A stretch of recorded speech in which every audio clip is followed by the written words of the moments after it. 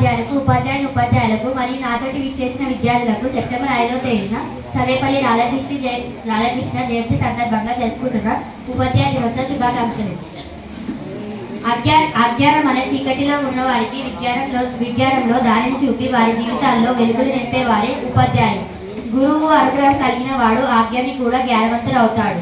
ప్రతి ఏటా సెప్టెంబర్ 5వ తేదీన జీవితాల్లో వెలుగులు నింపుతున్న టీచర్లు స్మరించుకుంటూ టీచర్స్ డే జరుపుకుంటున్నాము. ప్రపంచవ్యాప్తిగా టీచర్స్ డేను అక్టోబర్ 5న జరుపుకుంటే భారతదేశంలో మాత్రం సెప్టెంబర్ 5న సర్వేపల్లి రాధాకృష్ణ పుట్టినరోజు సందర్భంగా నిర్వహించుకోవడం జరుగుతుంది. భారతదేశంలో సెప్టెంబర్ 5వ తేదీన టీచర్స్ డే వేడుకలు జరుపుకోవడానికి వెనుక ఎన్నో కారణాలున్నాయి. సెప్టెంబర్ 5వ తేదీన మన భారత 2వ రాష్ట్రపతి డాక్టర్ సర్వేపల్లి రాధాకృష్ణ పుట్టినరోజు.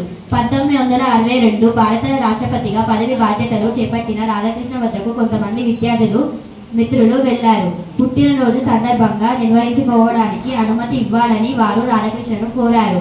అందుకు సమాధానంగా ఆయనే ప్రత్యేకంగా తన పుట్టినరోజు జరపడానికి బదులు సెప్టెంబర్ 5వ తేదీన టీచర్స్ డే నిర్వహిస్తే బాగుంటుందని సలహా ఇచ్చారు. సెప్టెంబర్ 5వ తేదీన ఉపాధ్యాయ దినోత్సవం సందర్భంగా ఆ రోజున మనకు విద్యా బోధన చేసిన గురువులందరికీ స్మరించుకుంటున్నాము. ఇంత గొప్ప అవకాశం మరెవరికి దక్కదని రవీంద్రనాథ్ ఠాగూర్ వంటి మహానుభావులు చెప్పారు. ఉపాధ్యాయ వృత్తి అంత గొప్పది, ఉపాధ్యాయులు అంతటి గొప్పవారు. కాబట్టి టీచర్స్ డే విద్యార్థులకు ఒక పండుగ రోజు, గురువులకు గురువుతమైన బాధ్యతను గుర్తు చేసే రోజు.